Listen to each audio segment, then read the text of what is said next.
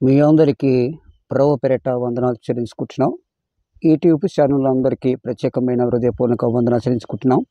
నాకంటే ముందుగా అనేక వేల మంది యూట్యూబ్లో మాట్లాడారు. కానీ నా యొక్క జీవిత చరిత్ర నేనగా మారాను. అలాగే కొన్ని విషయాలు చెబుతూ నేను ప్రసంగం చేయడానికి సిద్ధంగా ఉన్నాను. కనుక ఈ సమయంలో మన మధ్యలో దైవజనులు ఉన్నారు. మరి ఆ దైవజనుల ద్వారా ఇక్కడికి నేను రావడం జరిగింది. ప్రజలు సార్, సార్ మీకు వందనాలు. నేను మొట్టమొదటిసారిగా మరి యూట్యూబ్లో ఇలా మాట్లాడాలో మాకు ఎప్పటి నుంచో అనుకుంటున్నాను, కానీ మీ ద్వారా ఈ అవకాశాన్ని ప్రభు ఇచ్చినందుకు వందనాలు.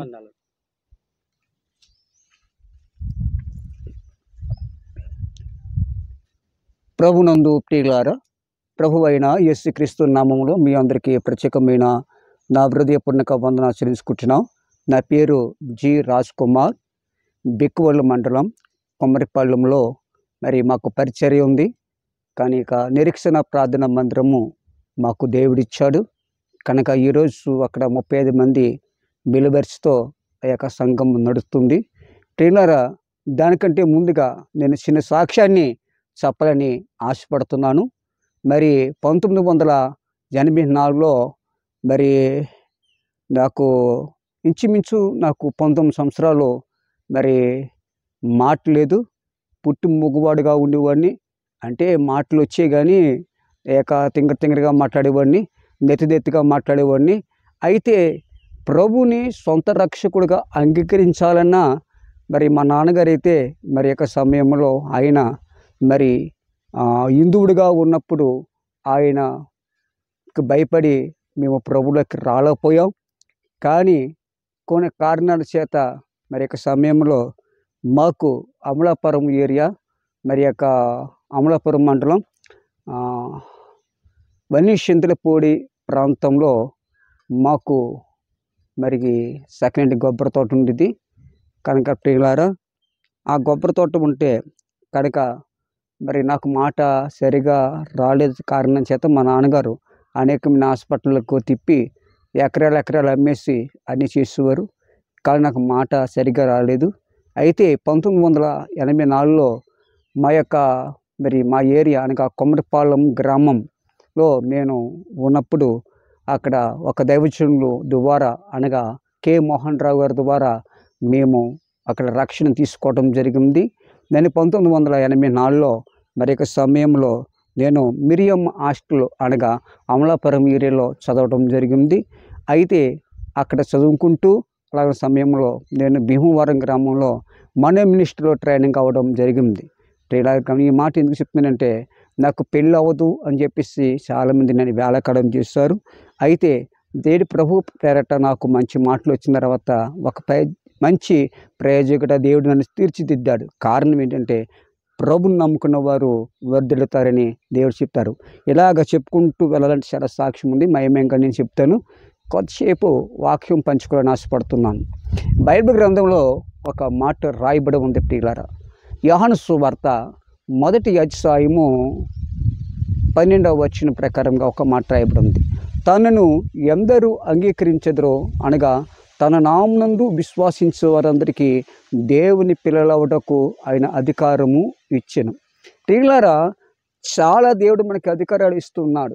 ఏంటంటే, కొంతమంది సేవకులుగాను, కొంతమంది బోధకులుగాను, కొంతమంది సువార్తకులుగాను దేవుడు విభజించి అనేకమైన ప్రాంతాల్లోకి పంపించాడు. ప్రియులారా, ఈ యొక్క సమయ సువార్త అనేది చాలా విలువైనది.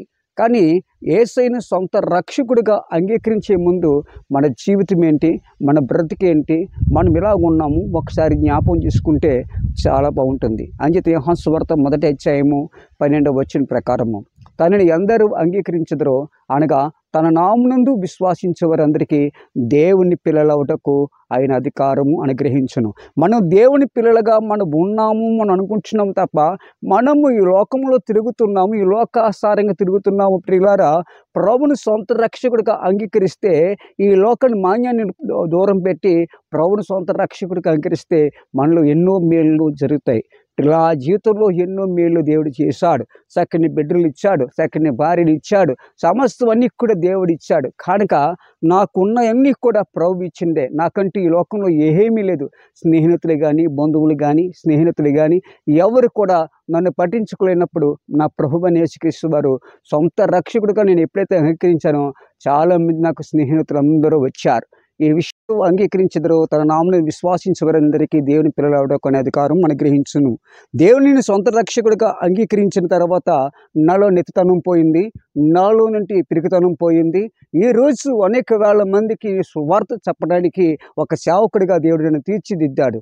ప్రియులారా గమనించండి, దేవుడు నమ్ముకున్న వారిని తలగాసేస్తాయి కానీ తోక కింద చేయడు. అయితే దేవుడు అంటున్నాడు, దేవుడు నా ఎద్దకు వచ్చిన వారిని ఏమాత్రం నేను త్రోసివేయని దేవుడు మాట ఇస్తున్నాడు. దేవుడు త్రోసివేసే దేవుడు కాదు ప్రియులారా, నమ్ముకున్న దేవుడు, విశ్వాసించే దేవుడు, నమ్మకమైన మా కన్న తండ్రి. అంచేతనే ప్రభువైన యేసుక్రీస్తు వారు కీర్తనకారుడితో ఒక మాట చెప్తున్నాడు. కీర్తన గ్రంథంలో ఒక మాట రాయబడి ఉంది. ఏమిటి ఆ మాట అనగా చెప్తున్నానండి. సెకండ్, యెహోవా నా ఆశ్రయ దుర్గమ, నా విమోచకుడా, నా నోటి మాటలను, నా హృదయ ధ్యానమును నీ దృష్టికి అంగీకారములు అవునుగాక. కీర్తన 19వ కీర్తన 14వ చరణంలో ఈ మాట చెప్తూ ఉన్నాడు. ఎందుకంటే యెహోవా నా ఆశ్రయ దుర్గమ, ఎందుకంటే మనకు దుర్గంగా ఉన్న దేవుడు, మనతో మాట్లాడే దేవుడు, మనతో సహవాసం చేసే దేవుడు. నీకు ఏం కావాలో మీరు అడగకముందే మీ అక్కర్లేవో నాకు తెలుసు అని దేవుడు మాటిస్తున్నాడు. దేవుడు అక్కర్లో, చాలా అక్కర్లో నాకు ఒకప్పుడు, ఎందుకంటే మాట్లాడకపోయినా, మోకతనంగా ఉన్నా, చాలామంది రాళ్ళిచ్చినని కొట్టినా, దేశించినా, కానీ దేవుడు ఈరోజు తన సొంత రక్షకుడిగా అంగీకరించిన తర్వాత నా స్థితిగతులన్నీ కూడా మారిపోయే ప్రియులారా. ఈరోజు కట్టుకున్నాక వస్త్రాలు కానీ, తినటానికి తిండి కానీ నాకు ఏమి లోటు లేకుండా ప్రభువైన యేసుక్రీస్తు వారు అలాగ నడిపిస్తూ ఉంటున్నాడు. ఎందుకంటే దేని బిడ్డలారా, మోషే ఇళ్ళంతా నమ్మకంగా ఇలాగున్నాడో దేవుడికి ఒక నమ్మకస్తుడేంటి సేవకుడిగా నన్ను తీర్చిదిద్దాడు. దానికి ప్రత్యక్ష సాక్షి మా మధ్యలో ఉన్నట్టు స్థానిక సేవకులైనట్టు మా యొక్క సమయంలో చిన్నెల కుమార్ గారు మన మధ్యలో వారు ఉన్నారు. కనుక ప్రత్యక్ష సాక్షి ప్రత్యేకంగా నమస్కారం sir. Praise the lord. Sir, నా స్థితిగతులు మీ అందరికీ తెలుసు, మీకు తెలుసు. నేను ఇలా బతికాను, ఇలా జీవించాను. ఒకప్పుడు నా స్థితి ఏంటో మీకు తెలుసు. ఇలా మాట్లాడాను, ఇలా మాటలు రాబో అన్నీ మీకు తెలుసు.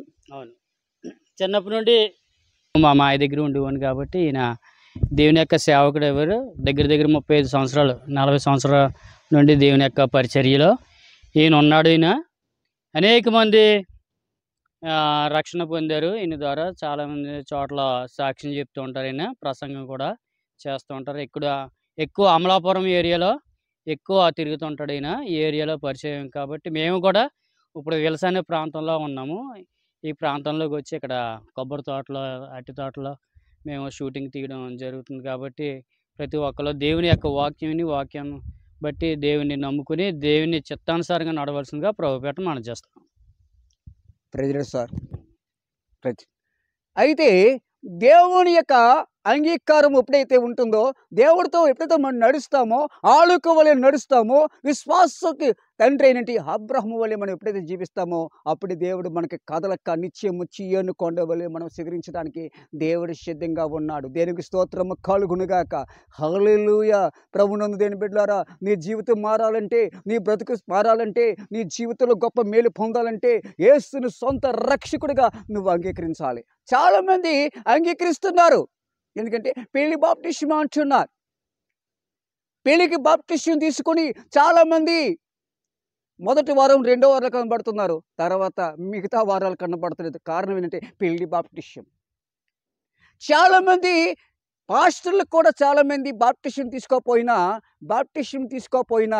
ఏం తీసుకోపోయినా చాలామంది చనిపోయిన వారిని తీసుకెళ్ళి పెట్టిలో పెట్టేస్తున్నారు. ఇది ఎక్కడ గొడవండి? ఆయనకి రక్షణ లేదు, విశ్వాసం లేదు, మందిరానికి రాలేదు, ఏం చేయలేదు, ప్రభు అంటే సొంత రక్షకుడిగా అంగీకరించలేదు, వాళ్ళని తీసుకెళ్ళి పెట్టేస్తున్నారు. చాలామంది అని చెప్తుండే, మిమ్మల్ని బట్టే కదా నా నామము అన్యజనులలో దూషింపబడుతుంది. ఇలాంటి సేవకులు ఉన్నారు కాబట్టే కదా చాలామంది పాస్టర్లకి పేరుపోయింది.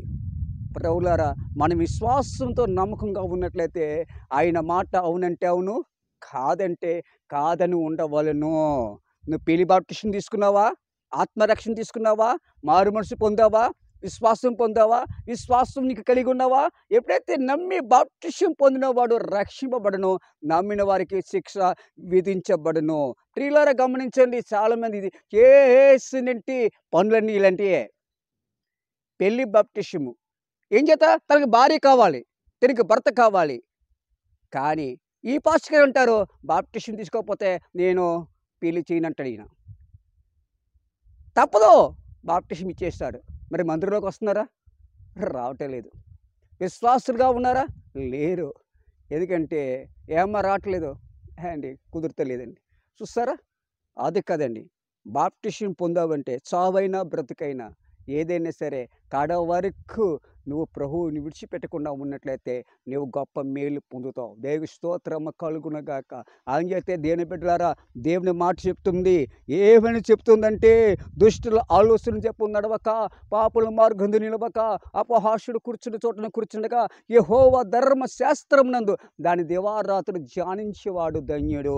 కష్టమైన ఇబ్బంది అయినా, బాధలైనా, సమస్యలైనా, ఏదైనా సరే కష్టాలు వచ్చినా ఇబ్బందులు వచ్చినా నువ్వు ప్రభు మందిరములకి వస్తూ ఉంటుంటే, దేవారాత్రులు వాక్యం చదువుతూ ఉంటుంటే, ఆది యందు వాక్యం ఉండెను, వాక్యము దేవుని యొద్ద ఉండెను, సమస్తమును ఆయన మూలముగా కలిగిను.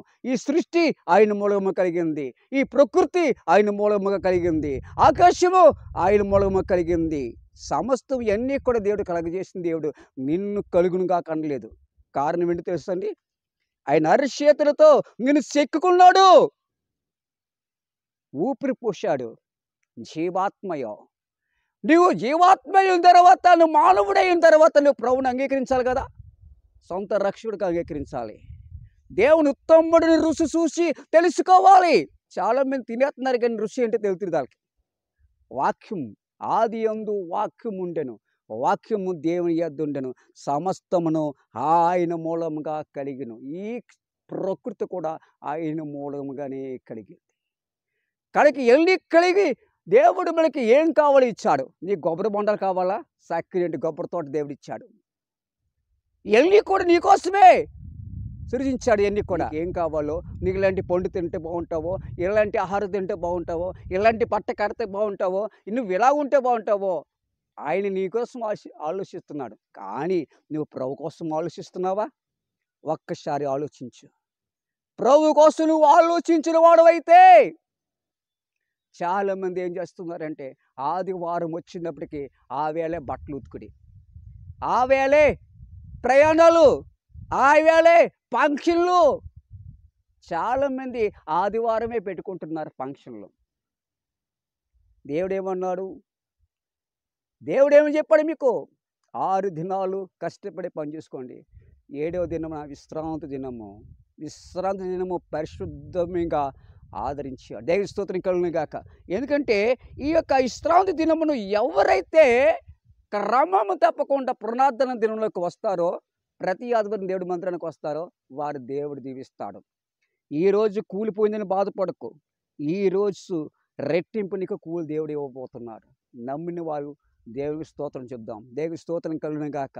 దేవుని బిడ్డలారా, ఏక సమయంలో దేవుడు మాట్లాడుతున్నాడు, ఇంకా మాట్లాడుతున్నాడు. ఏమని మాట్లాడుతున్నాడంటే, ఇక కీర్తన గ్రంథంలోకి వస్తే 128వ కీర్తనలోకి వస్తే మొదటి మాట, యెహోవాయందు భయభక్తులు కలిగి ఆయన త్రోవడి యందు నడిచేవారు అందరూ ధన్యులు. మనం ఏ త్రోవ నడుస్తున్నాం? వంకర త్రోవ నడుస్తున్నామా? నిబ్రమైన మార్గం నడుస్తున్నామా? లేకపోతే ఆయన మార్గంలో నడుస్తున్నామా? ఆయన మాటలు నడుస్తున్నామా? యెహోవాయందు భయభక్తులు కలిగి ఆయన త్రోవడి యందు నడిచేవారు అందరూ ధన్యులు. నిత్యంగా నీ చేతుల కష్టాజీతమును అనుభవించదువు. క్లియర్గా చెప్పాడు. ఈ కష్టాజీతం నువ్వు అనుభవించాలంటే నువ్వు ప్రభుని సొంత రక్షకుడిగా అంగీకరించాలి.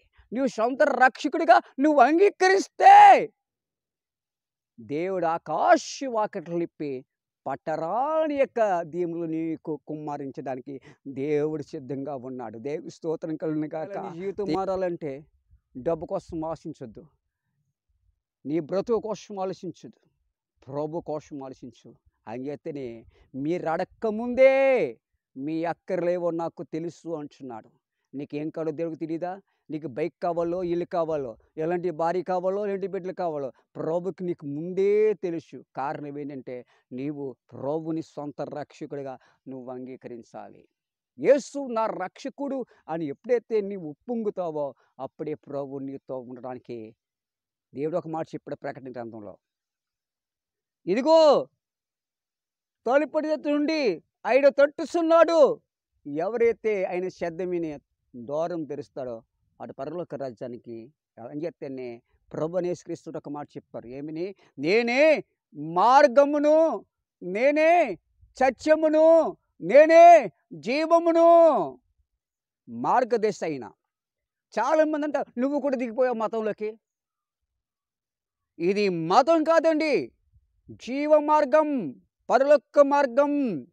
మన మార్గాన్ని ఎంచుకున్నాం, మతం కాదని ప్రియులారి. ఇది దేవుని యందు భయభక్తులు కలిగి యథార్థంగా జీవించాలి. దేవుని స్తోత్రం కలుగునుగాక. ఆమేన్.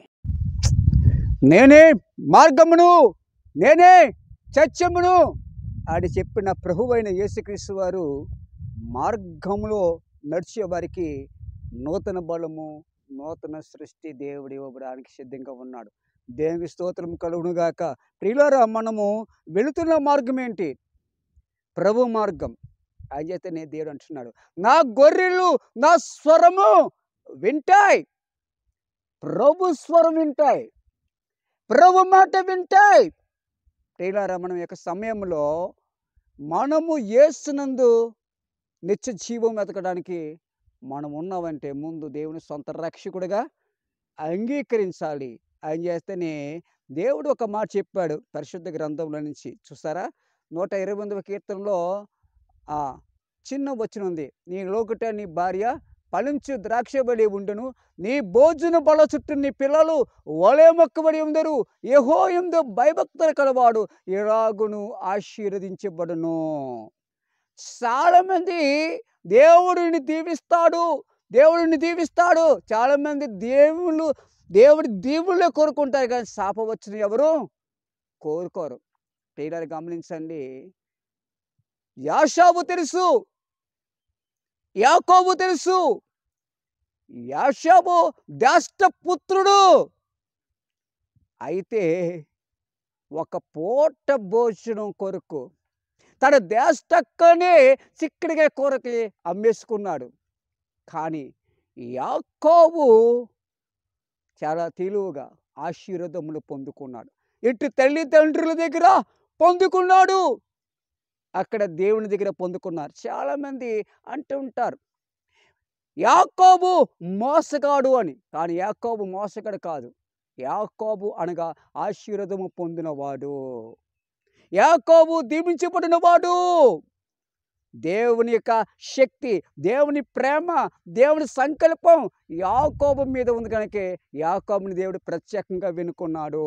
అంతే బైబిల్ గ్రంథంలో అనేక పర్యములు యాకోబు పేరు కనబడుతుంది, కానీ యాషాబు పేరు మాత్రం బైబిల్ గ్రంథంలో 2 పర్యములు మాత్రమే కనబడతాయి.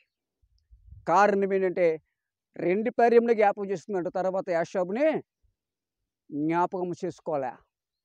అంటే దీన్ని పెట్టి మీకు ఏమర్థమవుతుంది? యాకోబు అని చేస్తేనే యాకోబుని దేవుడు దీవించినట్లుగా ఆశీర్వాదం పొందాలంటే చాలామంది చూసారా. దేవుని బిడ్డలారా, ఇక్కడ 2 విషయం చెప్తాను, జ్ఞాపకం చేసుకోండి. ఒక్కసారి ఒక తండ్రిని తీసుకోండి, ఒక కుమారుని తీసుకోండి. ఈ కుమారుడు తప్పిపోయాడు, వెళ్ళిపోయాడు. ఒక రారాజు కొడుకై ఉండి, రాజు కొడుకై ఉండి వెళ్ళిపోయాడు, ఆస్తిని పని చేసుకున్నాడు. ఈ విషయం మనందరికీ తెలుసు, తప్పిపోయిన కుమారుడు అని. అన్నీ కోల్పోయాయి, ఆస్తులు కోల్పోయాయి, అంతస్తులు కోల్పోయాయి, స్నేహితులందరూ కోల్పోయారు. అన్నీ ఉన్నప్పుడు అందరు స్నేహితుల దగ్గరికి చేరిపోయారు. అన్నీ పోయాక అందరూ దూరం అయిపోయారు. చివరికి పందితో ఆ యొక్క తిన్న ఆ యొక్క ఆహారం కోసం కూడా ఏం చేశాడు? ఆశపడ్డాడు. ఎందుకు ఆశపడ్డాడు? రారాజు కొడుకు కదా, మరి ఆ పొట్టు కోసం ఎందుకు తిన్నాడు? పరిస్థితులు అలాగొచ్చాయి. అతనికి ఆ విధంగా బుద్ధి చెప్పకపోతే ఆ విధంగా బుద్ధి చెప్పపోతే, ఆ విధంగా ఆయనకి అలా చెప్పపోతే ఈరోజు కన్న తండ్రి జ్ఞాపకం ఉండడం. అప్పుడు తన తండ్రి జ్ఞాపకం వచ్చాడు. అయ్యో! నా తండ్రి దగ్గర అనేక వేల మంది కోలిండు వారులున్నారు. ఇక్కడైతే ఆకలికి చచ్చిపోతున్నాను. అప్పుడు జ్ఞాపకం వచ్చింది తండ్రి. ఈరోజు కూడా అన్నీ కలిగుంటే ప్రభు జ్ఞాపకం ఉండడు. ఆస్తి ఉంటే, అంతస్తులు ఉంటే, మేడలుంటే, కారులుంటే, బంగాళాలుంటే, అన్నీ ఉంటే ప్రభు జ్ఞాపకం ఉండరు. అన్నీ అయిపోయిన తర్వాత, అన్నీ పోయాక, ఆ మంచం పడిన తర్వాత పాస్టర్ గారు ఎక్కడ ఉన్నారు రండి ప్రార్థన చేయడానికి. నీ శక్తులను చేపు నువ్వేం చేస్తావు? లోకంలో తిరిగావు. ఈ లోకంలో తిరిగావు. లోక స్నేహితులు తిరిగావు. ఎప్పుడైనా నీకు చిన్న బిస్కెట్ అని పెట్టారా? పెట్ల. ప్రభు దగ్గరికి రావాలి. ప్రభు దగ్గరికి వచ్చి యవ్వన కాలమునుందే నువ్వు ఆయన కాడు మోస్తే దేవుడు గొప్ప కార్యాన్ని చేస్తాడు. దేవుని స్తోత్రము కలుగునగాక. అంగతనే యెహోవాయందు భయభక్తులు కలిగి ఆయన త్రోవడి యందు నడిచేవారు అందరూ ధన్యులు. ఈ ధన్యతలన్నీ ఎందుకు వస్తున్నాయంటే ప్రియులారా, రక్షణ మార్గం. కష్టమైన ఇబ్బంది అయినా, బాధలైనా, సమస్యలైనా, శోధనైనా ఏదైనా సరే వీరికి మార్గంలోకి వచ్చిన వాడికే పరలోక రాజ్యము. దేవునికి స్తోత్రము కలుగునుగాక. ప్రభునందు దేని బిడ్డలారా, ఈ యొక్క మధ్యాహ్నం కాల సమయంలో ఒకవేళ నీ జీవితం మారలేదేమో, నీ బ్రతుకు మారలేదేమో, ఒక తల్లిదండ్రులకి దూరంగా ఉంటున్నావేమో. బైబిల్ గ్రంథంలో అన్ని పర్యాలు చెప్పాడు. తల్లిదండ్రులను సన్మానించము, అప్పుడు నువ్వు దీర్ఘాయుష్మంతుడు అవుతావని. నువ్వు దీర్ఘాయుష్మంతుడు అవ్వాలంటే తల్లిదండ్రులను నువ్వేం చేయాలి? సన్మానించాలి. సన్మానించాలంటే ఓ దండేసేసి పూలమాలేసి సన్మానించడం కాదు. దేవుని స్తోత్రం కలుగుగాక. సన్మానించంటే నిన్ను పాలిచ్చి ఉగ్గిచ్చి పెద్దవాళ్ళని చేసి ఇంతవాళ్ళని చేసి పెద్దవాళ్ళని చేశారు కాబట్టి నీవు ఆ తల్లిదండ్రిని ఎలాగైతే నువ్వు పెంచారో ఆ తల్లిదండ్రిని పెంచే బాధ్యత కూడా నీకు ఉంది. అలాగే నా కన్న తండ్రి బాధ్యత నీ బాధ్యత తీర్చుకున్నాడు. అయ్యో నా బిడ్డలు లోకంలో ఉన్నారు కాబట్టి నా బిడ్డలందరినీ పరలోక రాజ్యం తీసుకు వెళ్ళాలనే మార్గదర్శి. నేను ఉండే మార్గంలో మీరు ఉండేలాగునా మార్గం సిద్ధపరచడానికి నేను వెళుతున్నాను. నా వెనక మీరు రావడానికి ఇది సిద్ధమైన మార్గం. అదే రక్షణ మార్గము. నేడే రక్షణ మార్గము. చాలామంది అండి ముసలి వాళ్ళని, తల్లిదండ్రులని, వృద్ధాప్యంలో ఉన్నవారిని రోడ్ల మీద విడిచి వెళ్ళిపోయిన వాళ్ళు చాలామంది ఉన్నారు. అయ్యా వారి కష్టాల్లో ఉన్నప్పుడు, బాధల్లో ఉన్నప్పుడు, అయ్యా నీకు విరేచనాలు అవుతూ ఉంటుంటే, నీకు ఒక వాంతులు అవుతుంటే చిన్నప్పుడు భుజం వేసుకుని తీసుకుని వెళ్ళిపోయి, అయ్యో నా కుమారుడు ఏమైపోతాడా అని చెప్పేసి హాస్పిటల్ తీసుకెళ్ళిపోయి నీ ఎన్నో వైద్యాలు చేయించారు. ఒకప్పుడు ఈరోజు నడవలేని స్థితిలో ఉన్నారు ఈ తల్లిదండ్రులు. కానీ తల్లిదండ్రులు నీకు భారం అయిపోయింది కాదు. నువ్వు తల్లిదండ్రులకు నీకు భారంగా ఉంటే నా కన్నతండ్రి నీకు భారంగానే చూస్తాడు. ఆయన చేస్తేనే దేని బిడ్డలారా, దేవుని మార్గము ఏంటంటే జీవం మార్గం కాబట్టి తల్లిదండ్రుల్ని సన్మానించాలి. తల్లిదండ్రుల్ని ప్రేమించేవాడే దేవుని ప్రేమించగలడు. దేవుని స్తోత్రం కలుగునుగాక. ప్రభునందు దేని బిడ్డలారా, ఈరోజు ఎంతమంది తల్లిదండ్రులను ప్రేమిస్తున్నారు, ఎంతమంది దేవుడు ఏక మందిరంలోకి వస్తున్నారు. తల్లిదండ్రుల్ని విడిచిపెట్టద్దు ప్రియులారా, గమనించండి. తల్లిదండ్రుల్ని సన్మానించేవాడే నువ్వు దేవుని సన్మానించగలవు, దేవుని ప్రేమించగలవు. ఆయన చేస్తేనే దేవుని బిడ్డలారా, దేవుని యందు భయభక్తులు కలవాడు ఇలాగు నువ్వు ఆశీర్వదించబడతాడు. ఇలాంటి ఆశీర్వాదాలు నీకు రావాలంటే ముందు దేవుని మార్గం ఎంచుకోవాలి. అదే జీవ మార్గము, అదే రక్షణ మార్గము అని చెప్పి నేను బైబిల్ గ్రంథంలో ఒక మాట చూపిస్తాను చూడండి. సెకండ్ మాట చాలా విలువైన మాట. ఈ మాట అండి. దేవుని స్తోత్రము కలుగునుగాక. దేవుని బిడ్డలారా, ఇదిగో లోక పాపములు మోసిపోవు దేవుని గొర్రె పిల్ల నీ పాపాన్ని మోస్తున్నాడు, నిన్ను మోస్తున్నాడు, నీ భార్యను మోస్తున్నాడు, నీ బిడ్డలను మోస్తున్నాడు, నీ కళ్ళ తల్లిదండ్రులందరినీ, లోకములో ఉన్న వారందరినీ కూడా దేవుడు ఏం చేస్తున్నాడు? మోస్తూనే ఉన్నాడు. ఆయనకేం భారం అనిపిస్తలేదు. కారణం ఏంటి తెలుసా? ఆయన మన బిడ్డలం కాబట్టి. మన దేవుడు మన కోసం సిలువ భారం మోస్తున్నాడు, మన కొరకు ఆయన మనల్ని మోస్తున్నాడు, పాలిచ్చి మనల్ని పెంచుతున్నాడు. కానీ మన తల్లిదండ్రులని ఏమిచ్చి పెంచుతున్నాం చూడండి. ఓ పూట భోజనం పెట్టలేకపోతున్నాం తల్లిదండ్రులకి. ఎంత విధానం ఏంటండి. ఇలాంటి పని ఇప్పుడుతప్పుడు పనులు చేయకుండా తల్లిదండ్రులను చూసుకోండి. దేవుని యొక్క కృపలో నువ్వు వాడుకున్నట్లయితే దేవుడు మిమ్మల్ని ఎంతగానో ఆశీర్వదిస్తాడు. దేవుని స్తోత్రము కలుగును గాక. దేవుని బిడ్డలారా, ఇంకొక మాట చూపిస్తాను చూడండి. ఎందుకంటే దేవుడు ఒక ప్రత్యేక మాట చెప్పాడు. ఎక్కడ, ఏ సందర్భంలో మాట్లాడేటట్టే చూడండి. కీర్తన గ్రంథంలో నుంచి ఒక్క మాట చూపిస్తాను చూడండి. కీర్తన గ్రంథము 127వ కీర్తన మొదటి శరణం.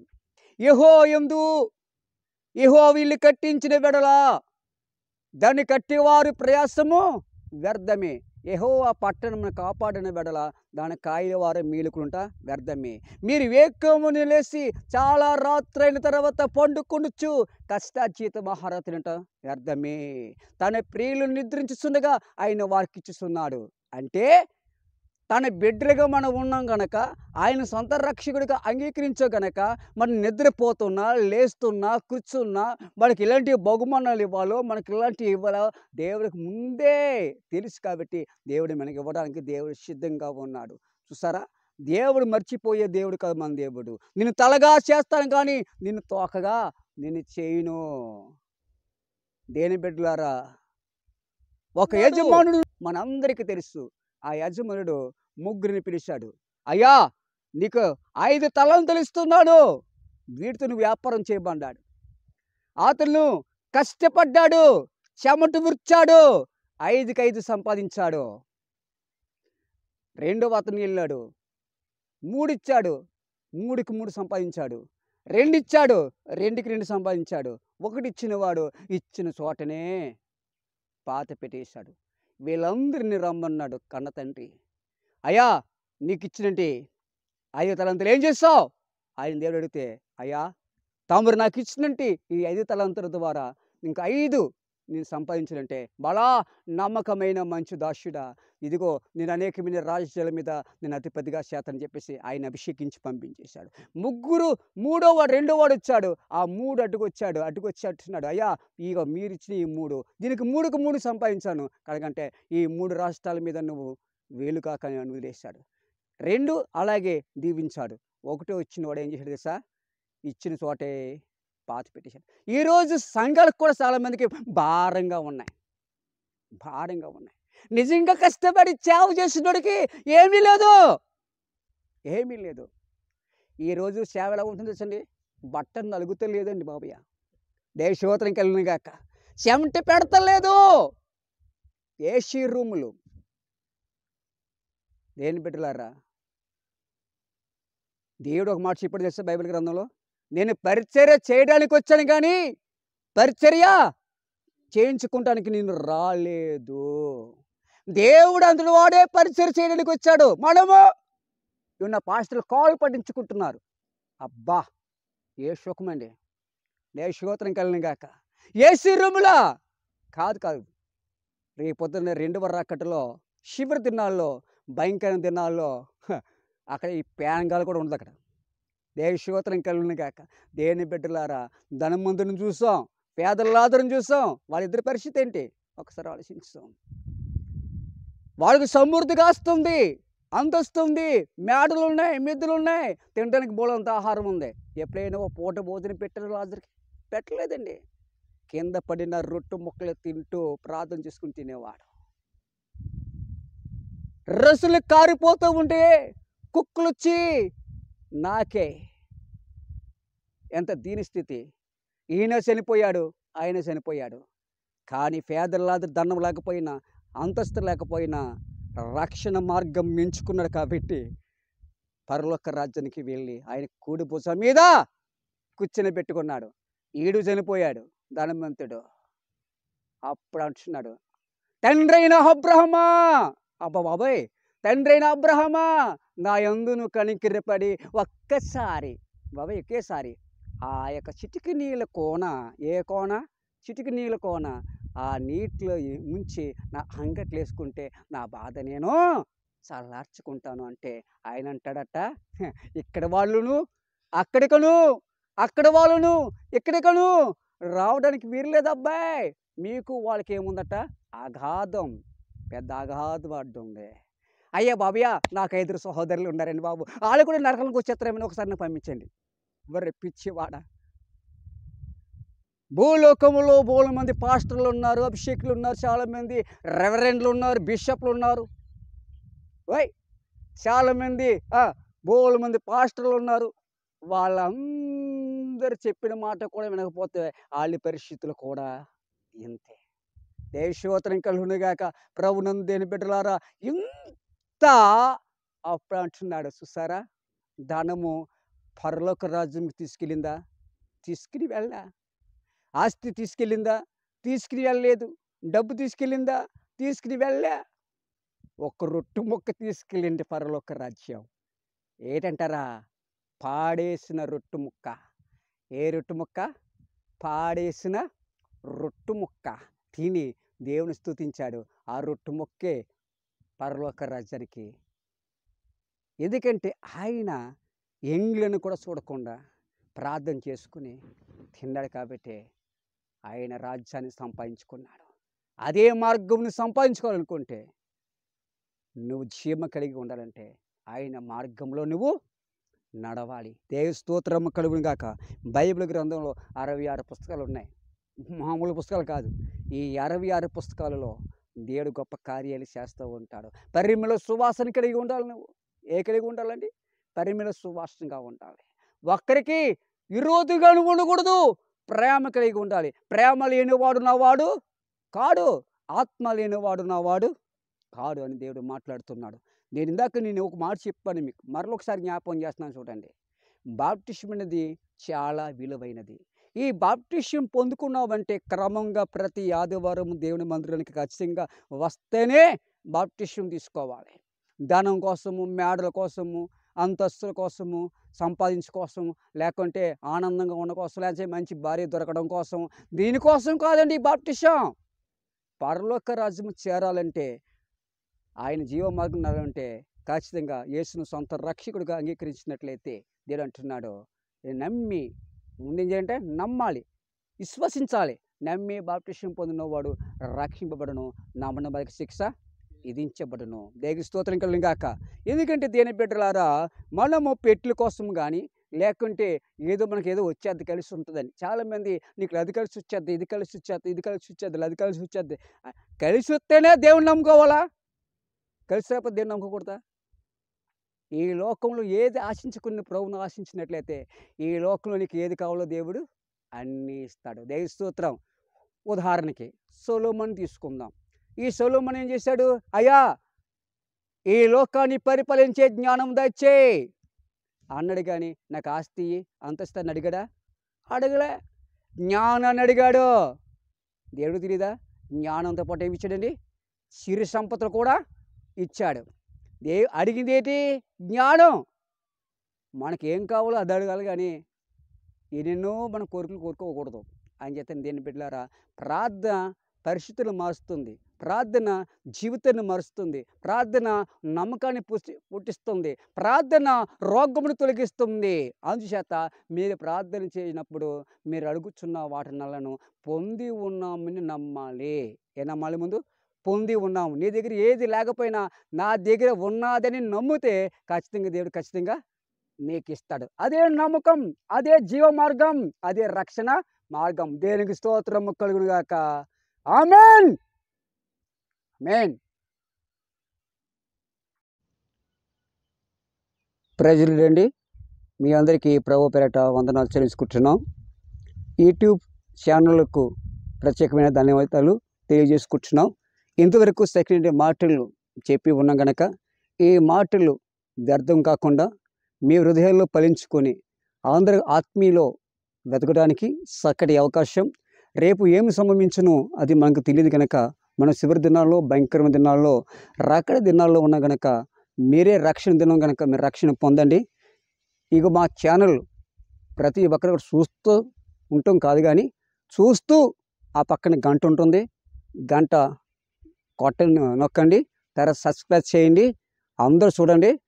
ఇంకా మీ పక్క వాళ్ళందరికీ షేర్ చేయండి. షేర్ చేస్తే ఇంకా చాలామంది చూసి ఒక ఆత్మను రక్షించబడుద్ది. అది కూడా రక్షణ సువార్త అవుతుంది.